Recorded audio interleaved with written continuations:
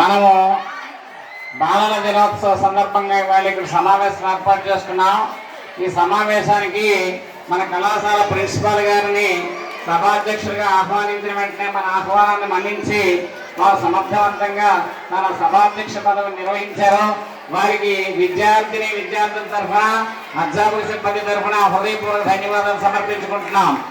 అదేవిధంగా మన కళాశాల అధ్యాపక సిబ్బంది అంటే టీచింగ్ నాన్ టీచింగ్ అందరూ కూడా ఇక్కడికి మీ అందరి తరఫున రమ్మని ఆహ్వానించిన వెంటనే వాళ్ళు వచ్చారు. వాళ్ళ కార్యక్రమాలని సమర్థవంతంగా నిర్వహించారు. వారందరికీ ముఖ్యంగా ఈ క్రీడా విభాగంలో పనిచేస్తున్నటువంటి లక్ష్మణ మేషారికి రమేష్ మేషారికి కూడా మీ అందరి తరఫున కృతజ్ఞతాభివందనలు తెలియజేసుకుంటున్నాం.